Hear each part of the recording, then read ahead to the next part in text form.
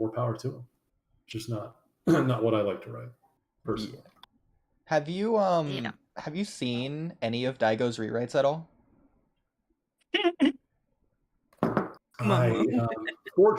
Fortunately, I have not. Okay. Just checking. Fortunate. Yeah, I haven't even entertained them, so yeah. I haven't watched them either. Okay, Leave like, my boy alone. and mind you, back when I was in the I gotta make money phase, I was, because I had hinted that I had multiple videos in the back burner, and suffice it to say, there's even more now. Like, I have potentially 4 Naruto videos I could just make, and they'd be pretty decent videos. Like a Sakura video. One of them is this video. This video that I'm hinting toward now is about the only thing I would do with Naruto. And it's not even a change, it's an addition.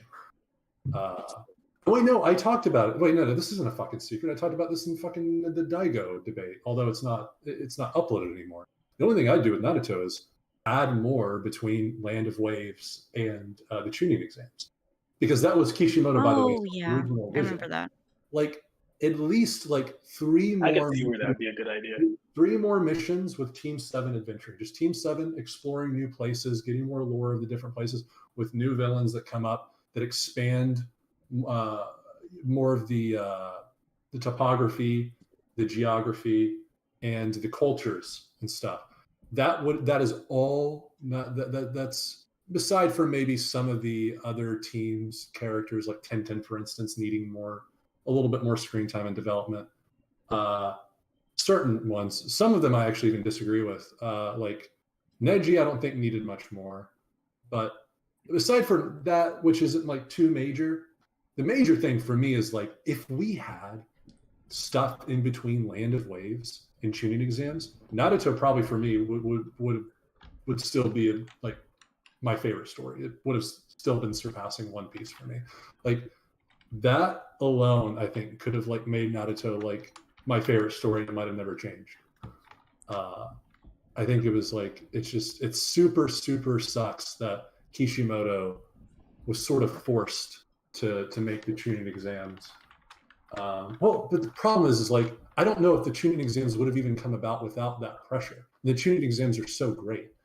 And we do get that world building via the tuning exams because of seeing all of the nations come in from abroad, coming in and being a part of this. And, you know, in even the 3rd exam, that extrapolation by the 3rd Hokage talking about how like, oh, this is like a political play for us. Like, this is like how we measure each other's, you know, strengths of arms and stuff. That stuff is so cool. It's so fucking cool. And we don't get anything even near to that degree until the Kage Summit. But this is all running under the assumption that we'd also still get the tuning exams if we just got more missions before that, right? Because the reality is there's only 2 possible scenarios. Either probably we don't even get the tuning exams, or we get more Team 7 mission shenanigans. And yeah, it's hard. I guess I would prefer having tuning exams if the alternative means we don't get it, right? I mean, if you had like one mission, like similar to a Land of Waves type of thing, where you just expand upon like a major theme, like early theme in part 1 that carries on throughout the rest of the story, I think that'd be fine. Like having like 5 arcs, okay, maybe not, but like 1 more, that seems reasonable. Yeah, I agree.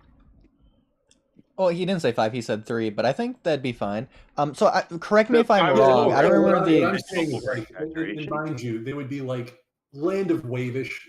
Like, I could see like one arc being a little bit longer than the other 2, and then the other 2 being like near Land of Waves length. I think that'd be perfect. Like, I think that'd be great. Like, I would have like, and mind you, the only fanfic shit I've done on my own time years ago is I wrote arcs for what I think would make Naruto better, is having arcs in between that. Like, I wrote a whole, for instance, I wrote a really fucking phenomenal scene when Team 7, they're escorting a feudal lord, and they happen to come across the Uzumaki clan ruins, and Kakashi is educating specifically Naruto on that. And Kakashi is essentially kind of alluding toward the idea of like, well, how do you feel about this, Naruto? Like he's trying to get, he's not giving Naruto a straight up answer of how like he feels about it. He's more concerned about how like Naruto feels about it. And Naruto's answer is really interesting. He essentially just says, I don't really know how to feel. Like I've known no one from my clan. I don't know my parents. And this triggers Sasuke. In the scene, there's like, I make like, because again, like you have to understand like, there's like novelization, and then there's like in the manga. So if this was a manga adaptation, you would see Sasuke's expression. It would be, it would be pretty morbid, because to Sasuke, that's crazy to hear Naruto like talk about his clan and say like, well, I have no connection. I knew nothing about it, and therefore I can't really feel anything to this. Because to Sasuke, his clan was everything. His family was everything. That's Sasuke's first inclination to know, oh, Naruto is like nothing like, I thought he was so much like me. But he's actually quite a bit different from me. And this would have furthered the idea of like him talking about like even his own Team 7. I'm an Avenger. I'm supposed to be alone. No one else is like me, right? That would have furthered that whole ideology Sasuke was building up his head because of Itachi's brainwashing. Like I thought about so much shit, and I wrote so many really, really cool scenes that get into the psychology of the characters. I don't know. Like scenes like that, I feel like early Naruto kind of really, really, really, really needed. I think with the idea of your 3 more missions idea, since the Land of Waves involves a Mist Ninja Zabuza, who's indirectly related to Kisame of the Akatsuki through 7 Ninja Swordsmen of the Mist, I think what you could do is do the other great nations, get them somewhat involved, so you have like a Stone Ninjas involved who's related to Deidara somehow. You have each village basically. You do the thing. What I was going to do is like, I would tie it into other villages. Yeah, so what I wrote was like not anything to do with the 5 great nations, because the 5 great nations are pretty well expanded on by part 2. I was focusing on like the more minor nations in my shit. Yeah. So we don't actually really get to explore the stuff that were kind of mentioned in name only. Yeah. Right? Like the what is it? Land of Tea Like, and Land of Grass. Land of Eddie, Land of Waterfall. Yeah. Land of the Waterfall. Land of the Waterfall is the one I was doing, like my first arc after. I think it's a good one because the Kakuzu backstory. Yeah. You could do one for the Steam. I mean, granted, the novels do this, but the Steam Village for Hidan. The Waterfall Village does have an OVA in the anime, though. I haven't seen the OVA.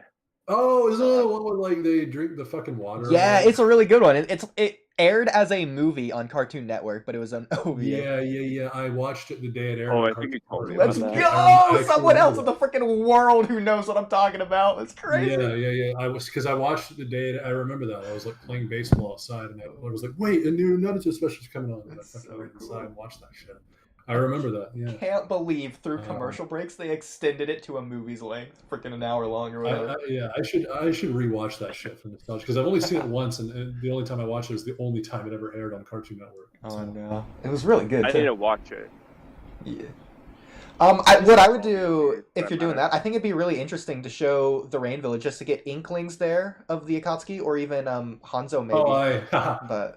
Buddy, I'm way ahead of you. I have a whole huge segment on that. I literally have not a confrontation in a combative sense. I literally have a scene with like Kakashi and Pain.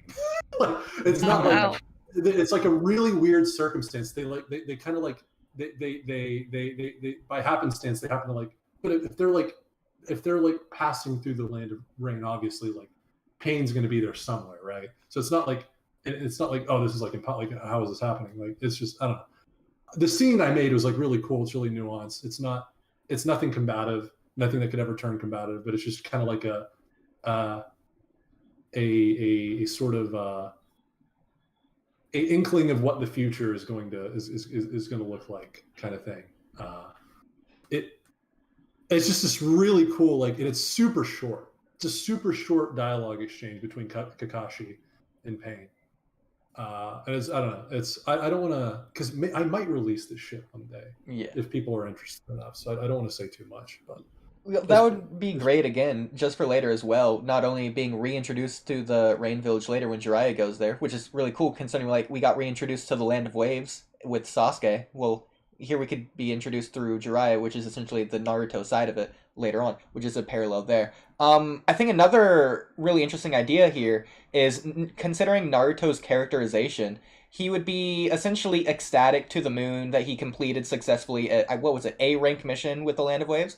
And so going into his second mission or whatever, he would essentially take that and he would fail that mission because of that not mistake, but like wrong mindset he has of like, oh, I can do anything essentially. In fact, that mistake or that failure of a mission could be linked to the manifestations of the Sound Village, which would obviously tie into the tuning exams, which I think would be really interesting.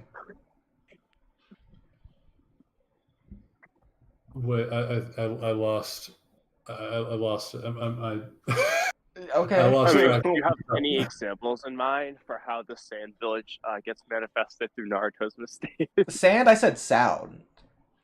I know, sound. I have no idea how exactly. I don't know, maybe that's Kabuto finds Naruto there instead of the tuning exams, and then they have a brief interaction. I prefer Arzawa's rewrite idea from the other day. No, I agree. That was a great... Well, while Hotboy's here, let's go over not only that, but first I want to do my pain rewrite as well that we were talking about, just to give him the general idea to see what he thinks. Did you write down any of the stuff that we came up with? Oh, I don't need to because it's all recorded anyways. So whenever I go back to take that out or whatever, I can just listen to it again and get the transcript there. Yeah. So okay. So Hotboy, me and Kamui came up with the rewrite, but separately from that, I came up with my own rewrite. Two different rewrites for two different parts of the series. So for my rewrite for Pain, because I didn't like the Pain arc, a few things I would change.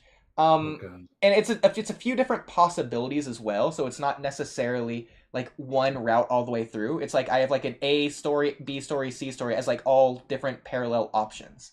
And I'll just briefly run through some of the ideas. So like, for example, when Pain gives his cycle of hatred speech, instead of Naruto immediately saying he has no answer when asked what his answer is, he would instead say the sort of answer that he said earlier of like, shut up, I'll kill you, and then I'll find peace in the shinobi world because my master believed in me. It's like the same answer he had at the end of this arc. He would present that here, but that doesn't work against Pain because they're talking about the world.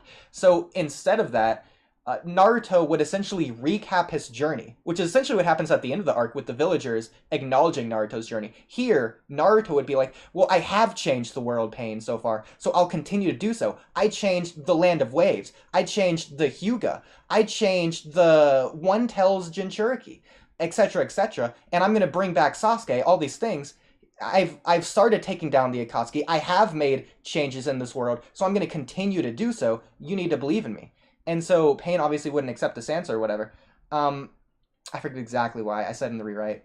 But first of all, what do you think about that idea in general? Just giving Naruto more there instead of jumping to the conclusion of I have no answer.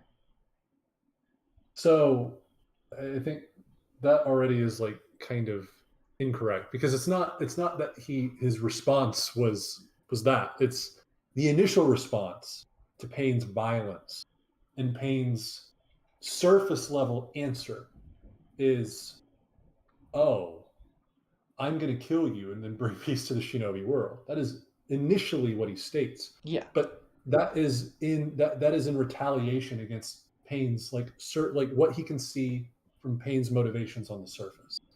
But when Pain extrapolates his goal, his ideology, where he sees it leading, Naruto, of course, has no answer. He says himself when he later talks to Nagato, he's no longer talking to like an amalgamation Nagato created, some false god that he created. He's talking to blood and bones Nagato, and he says, honestly, when Jiraiya was talking to me about these things, I wasn't really paying attention. I didn't really take in the lesson he was trying to give me because I was more ecstatic that he acknowledged me, right? And this is really quintessential to Naruto's character because especially when he was younger, that's really mostly what mattered to him was that acknowledgement, right?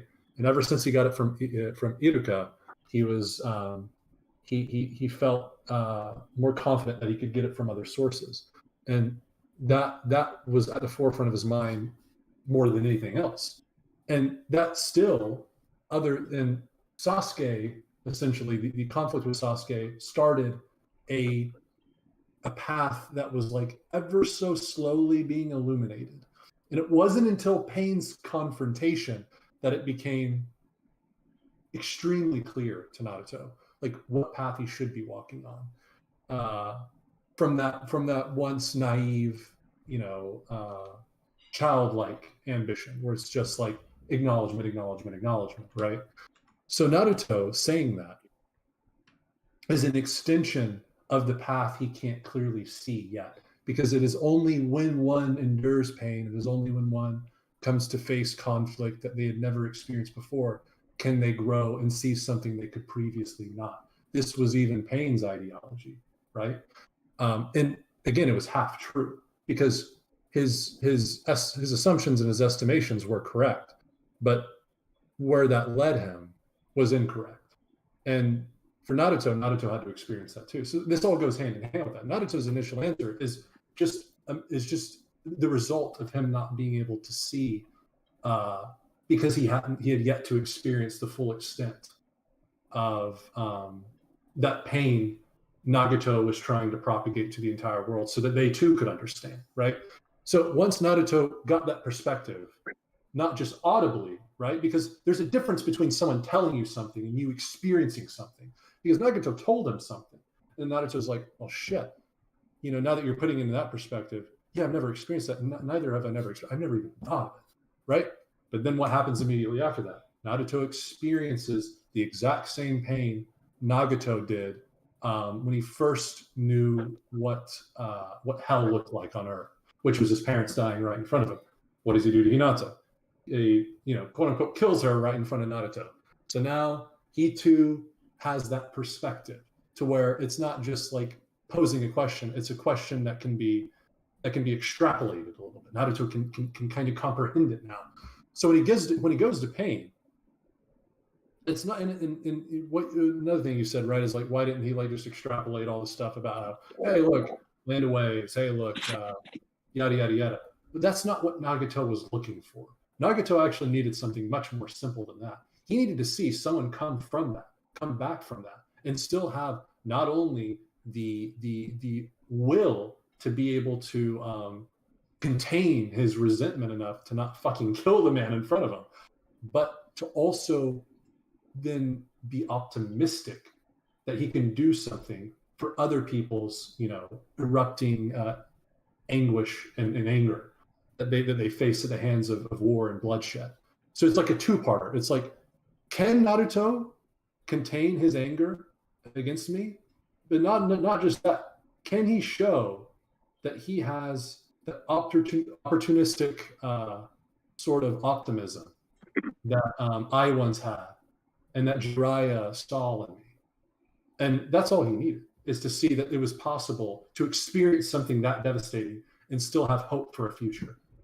Yeah. Right. So that's it. So I think running under those key thematic beats, I think you're just missing the mark on a couple of things, because Naruto's initial response was essentially what you were saying. It's like, I'm going to kill you, big piece of shit, your world. It's not until he got that perspective from Nagato, he's like, well, shit.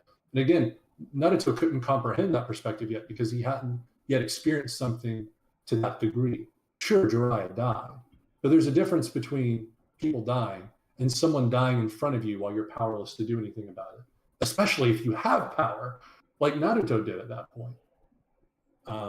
So yeah, just all that stuff. I talked for way too long. No, that's fine. Well, I want to add two things. Wait, real quick. Yeah. So two things. One, because Hotboy said something really key, which Mello, I didn't think get this about the Sasuke thing last time, but there's a difference between telling someone something and showing it or experiencing it. So in reference to the Sasuke thing, Naruto can tell him, oh, it's going to be bad if you're not around your daughter. But until he experiences the weight of his actions, it's not going to hit him, which we all agree with. The same kind of thing applies to Nagato. It's not, I've been telling you this, Oodie, it's not about what Naruto told Nagato, it's what he showed Nagato. Like he just said, he showed him he can contain his rage and resentment towards Nagato, and he can be optimistic about the future. These are two really big themes, and I know we always debate about the optimism versus pessimism with Hashirama and Madara, which you don't have to do right now, but there's a reason that's related here. Yeah, so, but all of this is still fine, though, because you're saying this as if it's the end of the arc, whereas this is just the midpoint of this fight. Not only is it okay, and Naruto should lose here, but he actually does lose here in canon narratively when he says he has no answer. So I'll clarify really quick that this is before the cycle of hatred speech. This is after Naruto's pinned down, but it's not after the cycle of hatred speech. He's not asked, well, what's your answer? And then he gives all these things. And he still says, the cycle of hatred speech, then what's your answer? Then Naruto says, I have none. So this happens beforehand. This sort of beats Naruto down to get him to more naturally listen to the cycle of hatred speech in the first place. I think the best way to do that is for Pain to meticulously just go through every point he listed and tell him where he went wrong or whatever. Similar to what Indra did versus Ashura, to where, well, that's anime filler, so I won't include that as an example. But like, for example, so Naruto would say, oh, the land of waves. So then Pain would say, well, you went there, you built a bridge, but the land is still corrupt to this day. Okay, well, Naruto, you changed the Hyuga.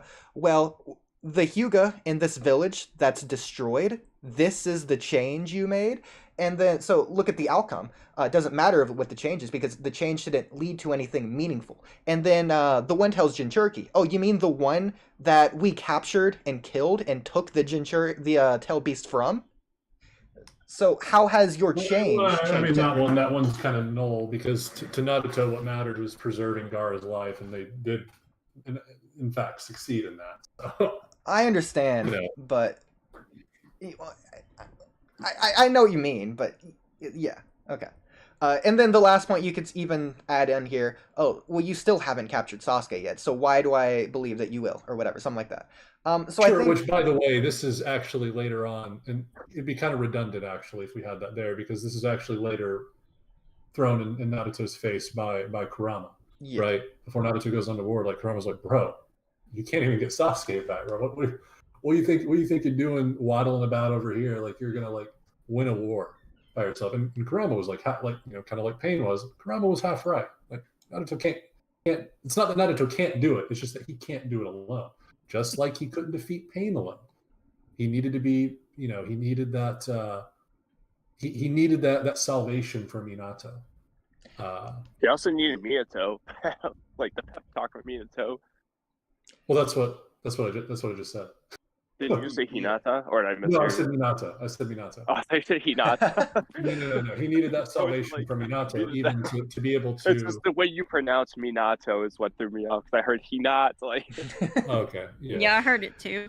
But again, I think I get why it's Minato. It's Minato. My apologies. It's fine. I just thought you said Hinata. I was like, what? Yes. So like Minato, like he, and this goes hand in hand with like the I've talked about this so much in my videos, but I'm just going to be repeating points I make there. But Iruka, right? Naruto could have never started on this journey to Hokage without Iruka's words that made the shinobi Naruto that day. Those simple words.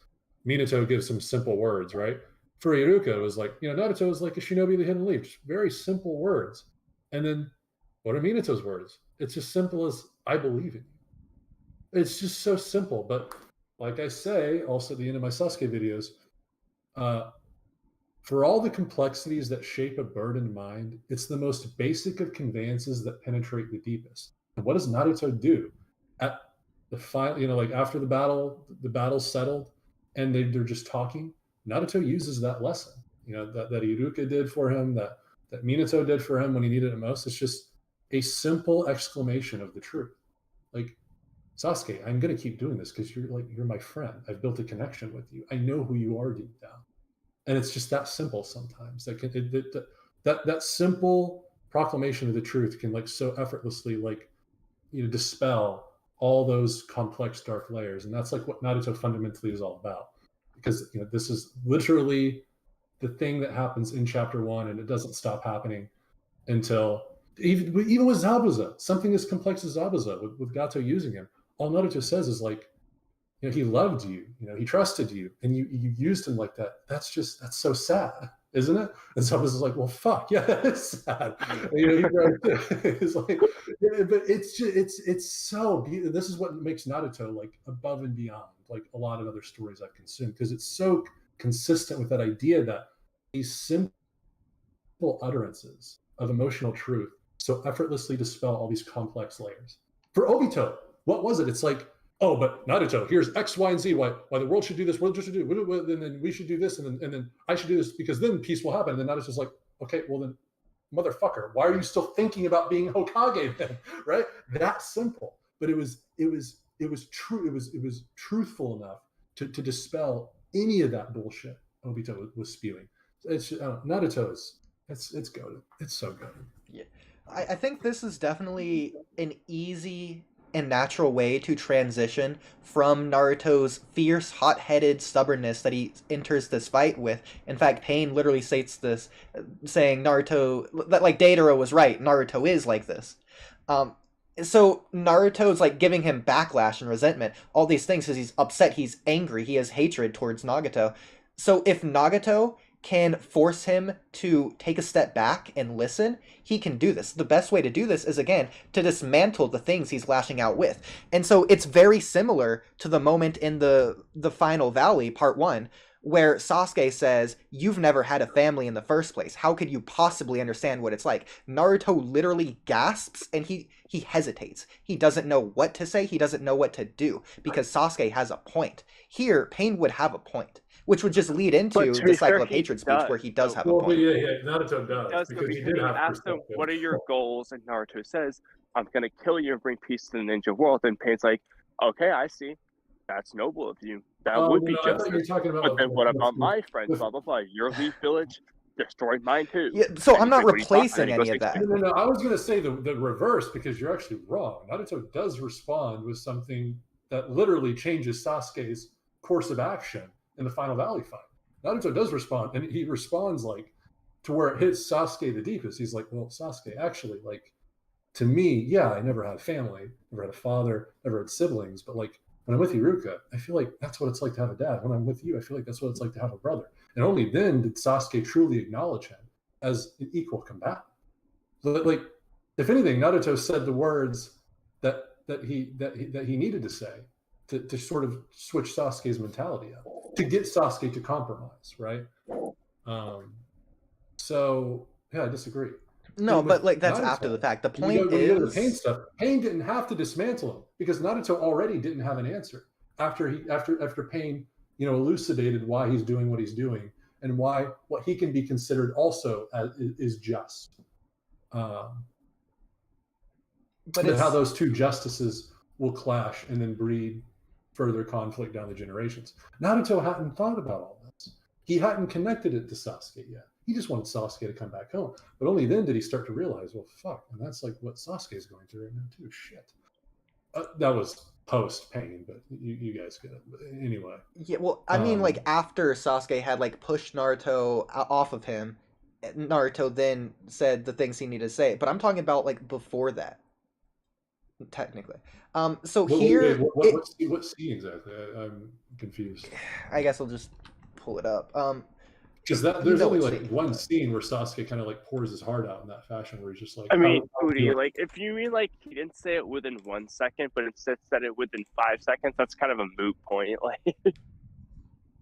No, I think it's completely fine. Like, but he again, answer pretty much immediately after. Okay, but like the point really isn't that the point is that I'm separating it. So there he does say something. In this case, he doesn't. It's about making Naruto feel defeated enough to where instead of giving his false answer of, oh, I'll kill you and bring peace to the Shinobi world, he admits something that he doesn't want to admit, that he doesn't have an answer. You need to get Naruto to that point.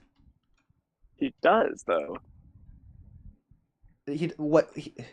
Naruto does what? He does get him to that point. No, but I'm saying this would be a more natural transition to it by adding this in. I feel like it was plenty natural, though, because the point was Naruto's like, I'm going to get revenge on you, and then he says, like, okay, that's justice, but then this is what's going to happen. Yeah, I feel like your version diverts from the point of that entire exchange. Like, it's just not necessary. Because why would Naruto elucidate that if he's already stun locked on the premise? It's like, how would you combat two justices colliding and breeding more violence and chaos? How do you come about that? Because we're not talking about just you, Naruto, and your journey. We're talking about two nations with deep-seated history of fucking killing each other, and one nation getting wrapped up in all of that, and only now is the leaf getting its just desserts for something it's done for generations. Like again, like that's like that's what matters, and of course Naruto hadn't thought about any of this. So that's what matters in this conversation. Is that idea? Yeah. I don't think it takes away anything. But realistically, Oodie, the best way to do your rewrite would be like, it says, "What are your goals?" He says, "I'm gonna kill you and bring peace to the ninja world, just like I changed the Hyuga clan." Let's say, and then Pain will just respond the same way he did, probably. So it's kind of pointless. And I feel like the way you rewrote this last time was different though, because I remember I gave you a suggestion that was better, but I don't remember how we said that specifically. Is the problem? Yeah, well, I don't remember the exact details. That's not because we had a way I changed yours to make it better, but I don't remember what it was anymore. I guess it wasn't that good then, if you guys don't remember. Do you just not? Well, I never said it was better. Do you not like the just said it was because Naruto's struggle doesn't feel. Do you think Naruto's struggle just doesn't, or his victory over Pain doesn't feel validated or something? Is that why? I do. Yeah. That's crazy. Okay. Well, wait, what was the question? Whether Naruto's victory is earned against Pain. Oh, okay. But you don't think it is? Not really, no. Oh, that's right. Yeah, no, yeah, that's right. Of course you don't. That's the whole point. Yeah. All right, we can move on to a different part of this rewrite, though. All right. So this is a little bit more absurd. I'm not gonna lie. But you're just gonna have to go with it for the sake of the conversation. So, okay. So. He's not gonna like it if it's something I think it is. Well, maybe. So wait, if you're even admitting it's like absurd, like what? No, but just hear me out. Just hear me out. Because it sounds absurd until you think about it, then you're like, oh man, this might narratively work geniusly. Okay, wait, Ood. Okay, Ood, be real right now. Given how every time you ever have told me, hey, this is what I should about Naruto, I always have a contention with it, and I vehemently disagree with it. Why would you ever assume I'm going to agree with this one? That's the thing, is usually Hotboy has been on my side with these takes, and I'm like, I already know he's going to hate this. Wow, so you're like 3 for 3, so I guess you're just going to be infinite for infinite then. Okay. More than 3 for 3. Ultimately, like, I have high opinions on the series of Naruto, and any alteration better be like... It is sacred, okay? Yeah, but again, this isn't an alteration, it's an addition. Okay, well, this might be a little bit more palatable. Let's hear it. Oh, and the last one was also an addition, but whatever. Okay. Well, anyways, I'm not making this better. All right. All right. Wait, hold on.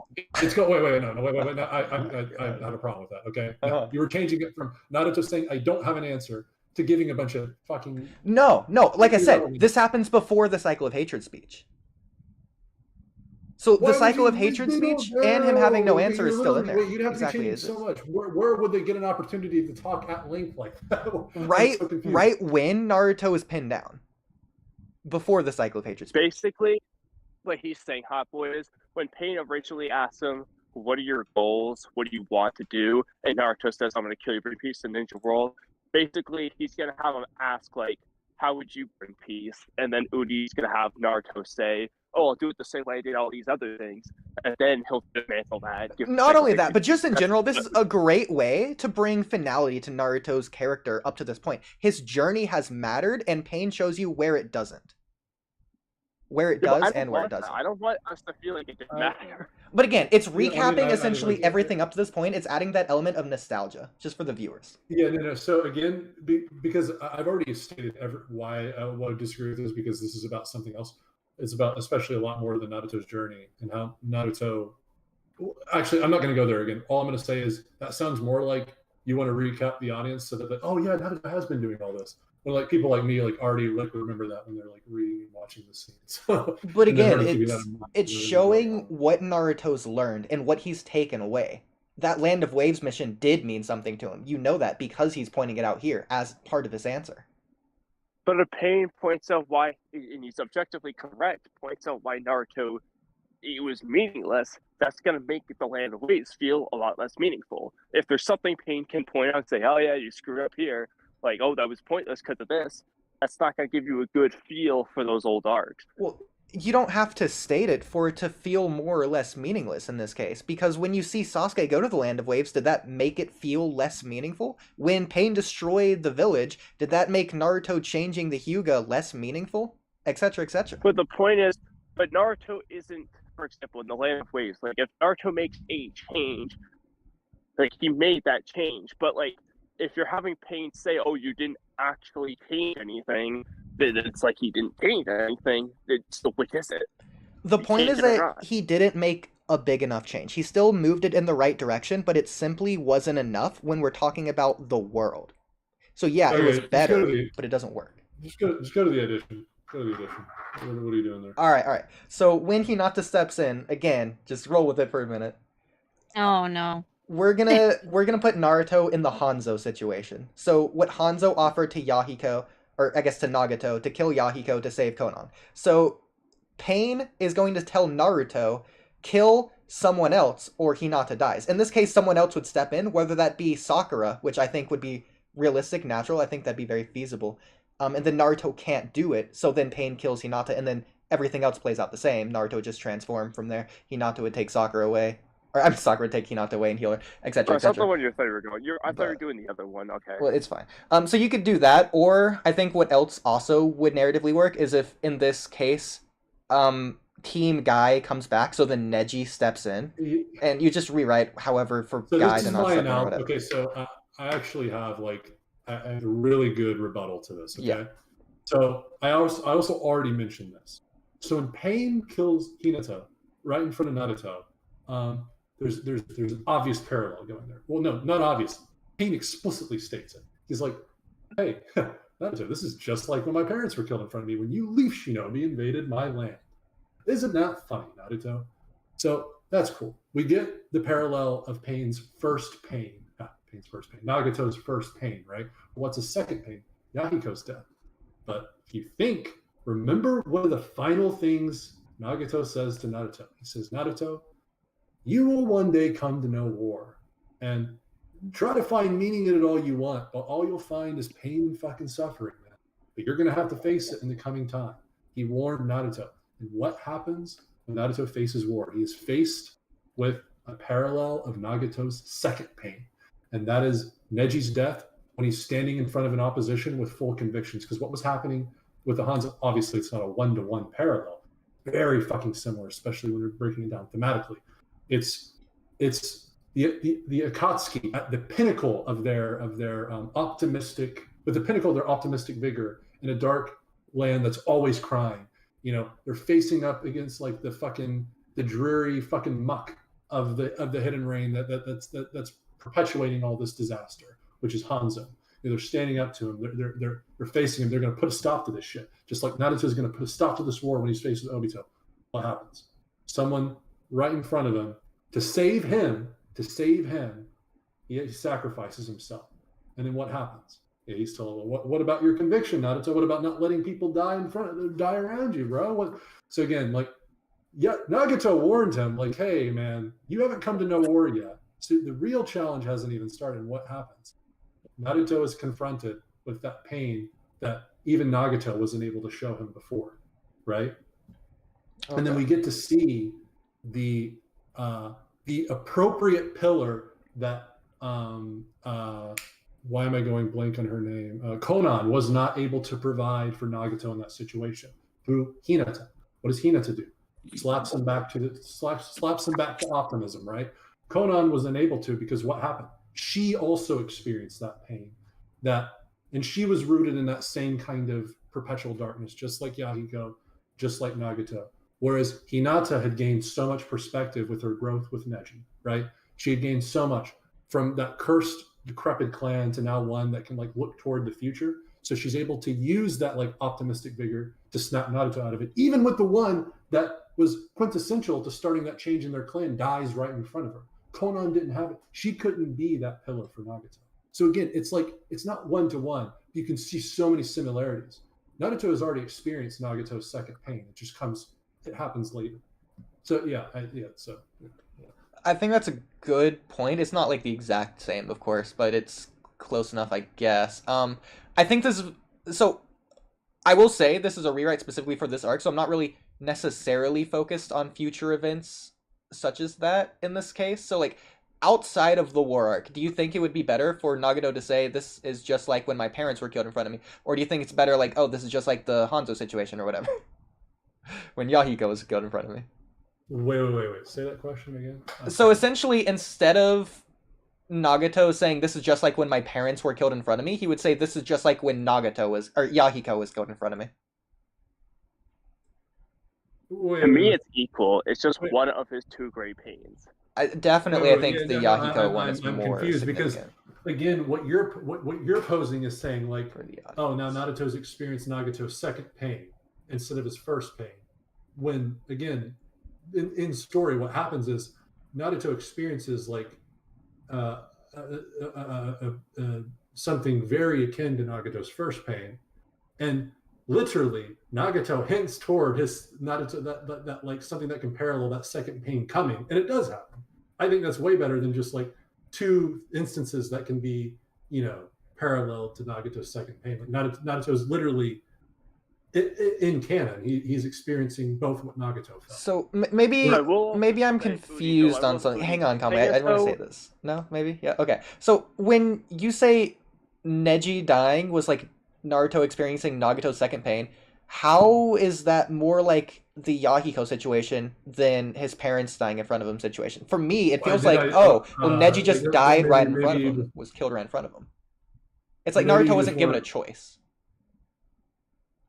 No. I'm saying it's no. I even mentioned it's not 1-1, but I explained a lot of like what makes it thematically similar, right? It's similar, but it's more similar to the first one than the second one. So I would disagree, especially when you account for like 3 people. Again, there's 3 people in the first one. Naruto, right? Naruto is a force of change with people backing him, right? He's a force of change going against someone who is plaguing darkness in the land, right? Just like Hanzo in the Hidden Rain. And then what happens? Naruto throws up his conviction in the air, and what comes crashing down is the death of a comrade, right? And next to him is a female he treasures dearly. For Hinata was able to be a true pillar of support where Konan was not, right? It's that, like, again, thematically, it's all there, especially when you account for, like, what Nagato literally tells him before he dies. Is like, you're going to come to experience more pain, brother. And it's just becomes cooler when you realize, oh, Naruto does eventually experience something akin to Nagato's second pain. And he does gain even more perspective. So again, having Naruto in that moment when Hinata gets quote unquote killed, having that be more akin to Nagato's first pain makes a whole lot more sense, especially with the context that he's going to get the second part later, right? Also, Oodie, like the thing is, yes, I get what you're saying. Oh, it's a pain arc rewrite, but just like any arc in a story, like you have to factor in how that affects the rest of the story, how it relates to the rest of the story. Like, you don't want to like write it and be like, oh, but just ignore the rest of the story. No, the rest of the story is important. It should relate to the rest of the story. If you change it in a way that it doesn't fit with the rest of the story, that's not a rewrite you want to have happen then, because that wouldn't be good if that actually happened. Yeah, but I'm not rewriting the war arc right now. So I'm taking the pain arc in isolation. Yes, it does, because when we're talking about this arc, I'm talking about it in isolation, which is what I've always done. And you know that because I've said that. Even still, Oodie, unless your plan is to rewrite the war arc in your version, would it end on the pain arc then? No, it would keep going, but it's not my responsibility right now to rewrite the war arc based on my pain arc rewrite. No, but if the war arc is eventually going to come, it only, like, the next step would be the war arc. You'd have to be thinking about that. No, I understand that, but I'm not writing the war arc right now. So, like, yes, I agree, but that's not something I have to do right now. This isn't like you understand. This is not a valid retort, because again, if what you're doing is making the latter part actively worse, you're making the story actively worse. No matter what your changes in the pain arc, you understand that, right? And that's why I'm saying you wouldn't leave the war arc the same. You would still rewrite it to where it's just not actively worse. It would just fit in line. Okay, plus, I don't think it's actively worse. You'd have to. But again, like, I just feel like I don't know. It's all. I feel like there's so many other things that like make more sense to. I mean, even though I would disagree, and there's just so many more things you could rewrite that are just like. Well, wait till you get to Oodie's third part. Oh my god, whatever. Well, hang on. Because, like, I still don't understand how you're saying Neji's, like, the second one thematically, when Naruto, Neji and Hinata are, like, the mother and the father. Again. I will go through it one more time, but I'm getting kind of tired of this. Okay? You don't have to do that. We just move to the third one. Okay, yeah. Okay, Kamui, you want to say it so that it's just less biased for me? No. You propose it. It's your idea. So okay. Thanks, Camcam. All right. You Thanks take for the support, Camcam. responsibility, Thank you okay? for the support. All right. Appreciate you having my back, Camcam. Hey, wait, I'd like to commend myself for a second. Okay, I was like dead at the beginning. I guess I truly am masochistic. All right, I somehow revived my fucking body and mind to be able to like contest this this fucking asinine fucking rewrite that you're posing right now. Asinine is definitely your favorite word. Oh my god. It is. Hey, I think that's the first time I've used it in this stream. I have noticed myself I've been using it a lot, but I'm pretty sure it's the first time I've used it in this stream. Maybe this stream, but last stream I think you used it a bunch of times. It just feels like I hear the word from you a lot. You like the word. Definitely, it's something newly attached. Not that I didn't know it before, but it's something that I've been using more often. Yeah, it's like me when I say pedantic or canonically on the stream. Yeah. Okay. Yeah. All right, Oodie, so for context, I'll say it's like a part 1, 2, and 3. I think part 2 of my rewrite, the Hanzo situation, works because of part 1. It just makes Naruto fail at the middle of this arc harder. It just makes more of a low point. Whereas I think the third part raises the high point of this end of this arc. So you would, similarly to the second thing, you would put Naruto back in the Hanzo situation when Naruto goes to confront Nagato in person. So someone would just go with Naruto and be captured by Nagato. And I guess 2 people. So then Naruto would be asked to kill the second person, or the person that or the hostage dies. In this case, Naruto would use his power to just win. To just save both characters. Both the hostage and the person who's supposed to die. So you want the same situation to happen again? Yeah. Is there a problem, Camcam? In this case, he wins instead of loses. I definitely have multiple problems. Okay, so I told you. You want to start with the first problem then? Not really. Okay.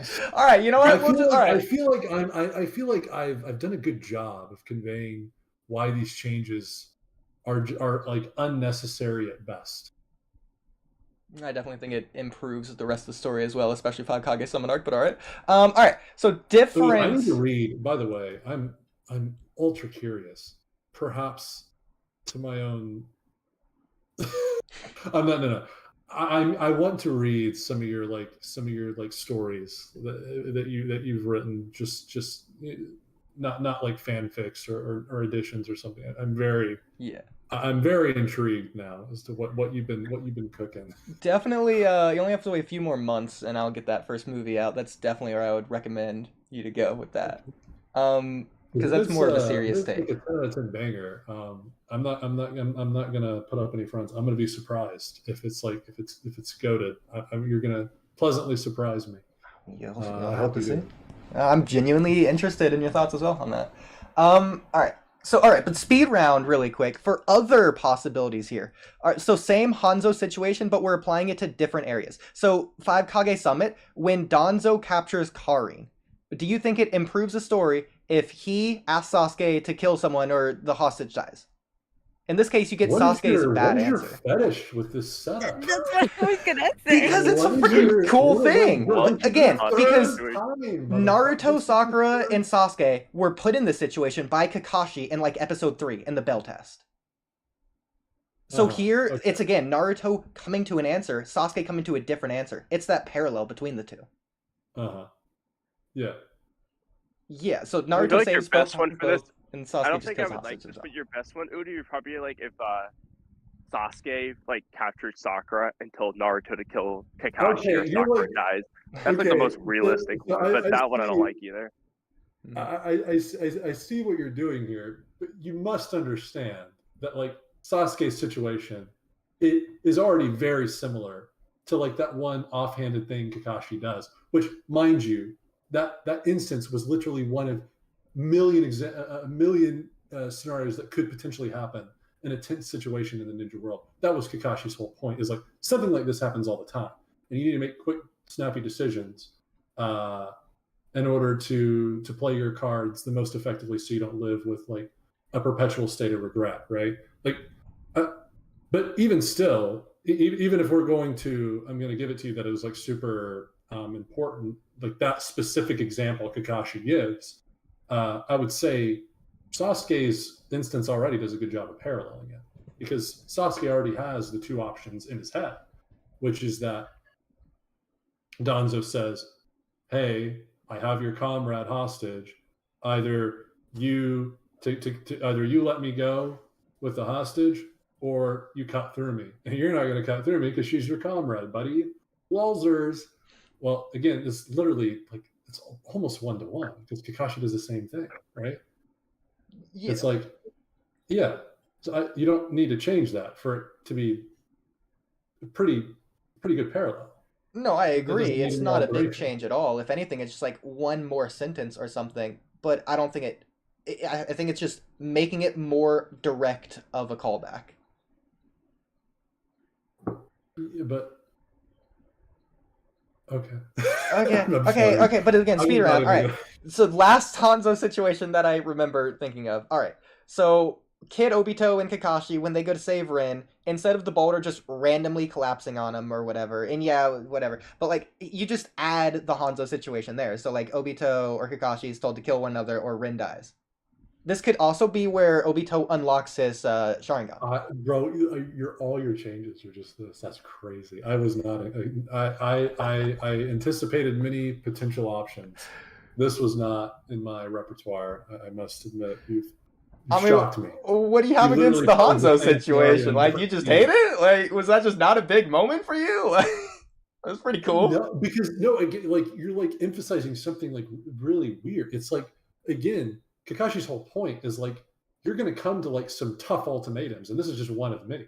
That was like the whole point of it. It wasn't like that specific ultimatum like was wholly was like end all be all. Yeah, and it is cool that it comes back around literally with the Yahiko stuff and Konan, and when you connect it back to that, it's like, oh yeah, this potentiality that Kakashi talked about, hey, it happened right here. He's right? Like, but I think that's all it was ever supposed to be.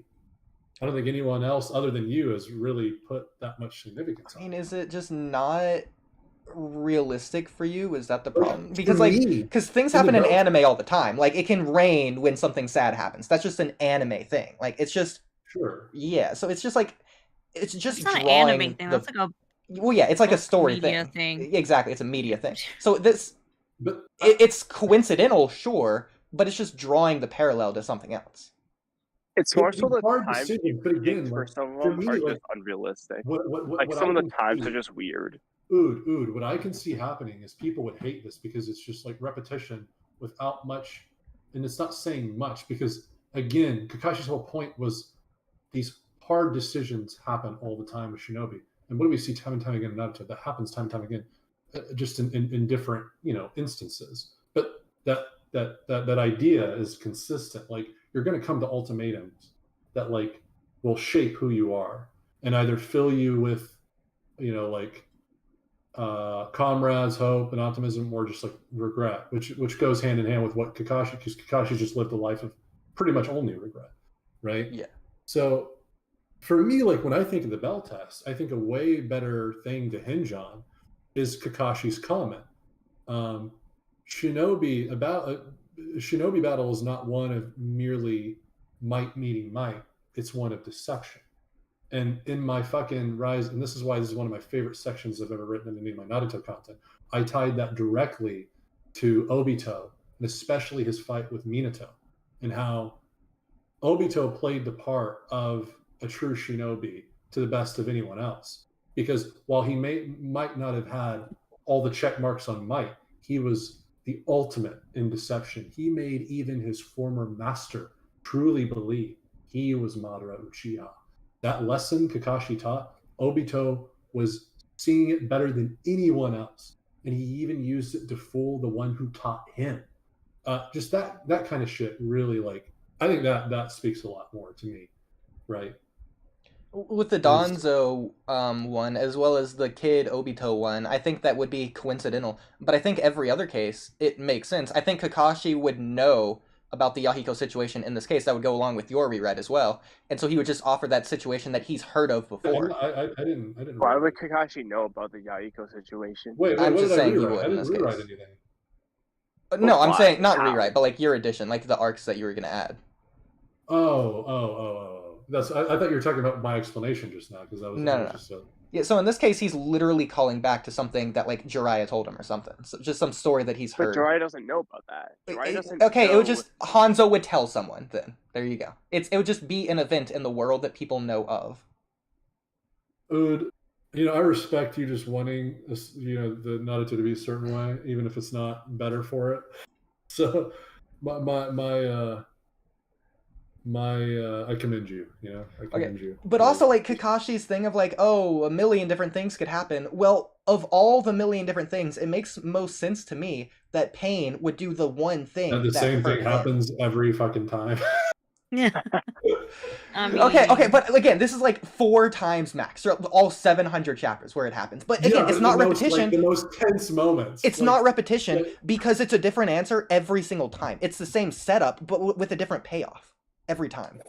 It's like when a character gets kidnapped like over and over again, like you kind of get sick of seeing it all the time, like an anime.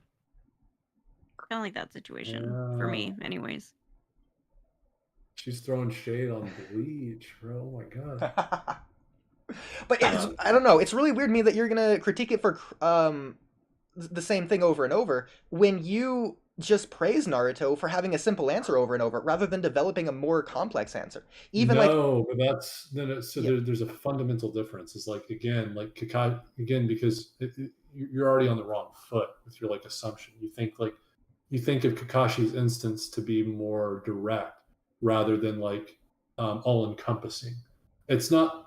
Kakashi wasn't posing that this exact situation happens very often. No, Kakashi was posing things like this happen that make you have to make very quick ultimatums happen often.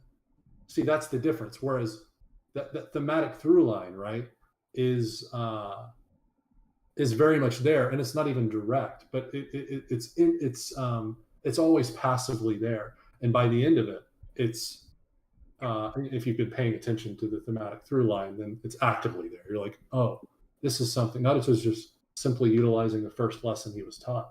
It's all the more beautiful because of it.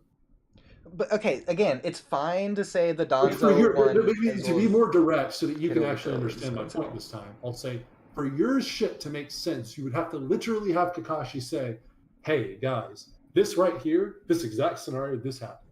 Like, you would not believe how many times this happens in the Ninja World. Be ready for this. Be ready for this.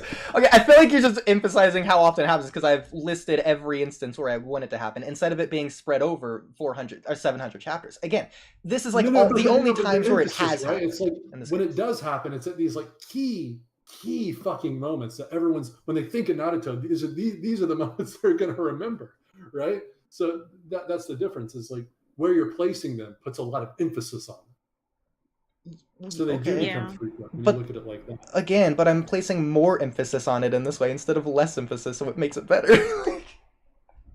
You're putting more emphasis on that one specific ultimatum, which is fine though. But again, I've really been avoiding this word. Just because I don't want to offend you if you're on the spectrum, but this is some autistic yes, wow. He used the word. God. That's my favorite. Yeah, I use that word a lot. No, I'm not. But Dude hates it. On Oodie. That's dumb. But how poetic would it be for Naruto to have been told one day a situation like this will happen to you, and then because Kakashi's basing it off of Yahiko and Nagato is the same one. Of course he's going to choose this specific scenario to put Naruto in. That's just poetic. Because that day came that Kakashi was talking about where something like this will happen. In fact, it's not just something like this. It's the exact same thing. We're getting to see the difference between Naruto's answer at the beginning of the series from then to now. And how he hasn't changed, which just adds on to this factor that he's supposed to feel defeated in this moment. He couldn't change the world. He couldn't save the hostage. He can't do anything. He might as well just let the Nine Tails take over. So, I don't want to like only hate on Oodie, so I'll offer a compromise. Again, you can take out all the If other there's scenarios to where one- it only happens as one time. So again, okay, so I'm gonna offer a compromise to you. I don't prefer this, but if I have to take any of your rewrites, the one I prefer the most out of your rewrites is that Sakura and Hinata go to save Naruto, then Pain does the hostage thing. Naruto can't choose. Pain, stabs Hinata. In the same arc, he does it again. Let's go. I agree with Hotboy about how there's a nice little foreshadowing from Nagato, like, hey, you're gonna feel more pain in the future. Naruto does get that. He gets even if it's not identical, he gets a second pain, but there's a difference in terms of his pillars of support. I like all that, but if I'm gonna give you one, I'll give you the Sakura hostage one. Definitely not your tree one. I hate that one. I hate that one. I don't even know what you're talking about. But like, it's so poetic because this is the pain. I hate that one. This is what changed Nagato. Nagato, similar to what Obito was doing, you could say Nagato was trying to test his beliefs, his resolves through Naruto. Well, okay, he's going to offer Naruto the same thing that changed him so that Naruto gets it, because up to this point, he hasn't got it yet. Just like he explains with Jiraiya, like he was listening, but he didn't really, it didn't sink in at that moment. So here, he's essentially seeing what Naruto's answer is going to be. Not what he says, but what his actions are. What is he actually going to do? He's going to test Naruto in the same way that he was tested. And just like he failed, he believes Naruto is going to fail. In this case, he does fail. He is just like Nagato in the fact that he unleashes his rage just like Nagato did all those years ago. The thing that changed him. Here, Naruto is being changed. Damn. That was so profound. I tried. I did not retain any of it. Well, at least you're honest. I tried to make it very prosy. I even did a prose thing with Camcam with Obito last night. I was really proud of it, but that's a different topic. I don't even remember, to be honest. It was like so 2 profound that you in the didn't morning. focus on the idea, just the words. You're like me, bro. You're just a yapper. You're like me. Except when I yap, I'm spitting facts, okay? You are not spitting facts, okay? That's the difference between me and you. Yeah, what did you say last night? You said we're not getting into that. No, please. A different time, please. Okay, whatever. We're supposed to be doing freaking Guys, I just Now I'm really curious. When did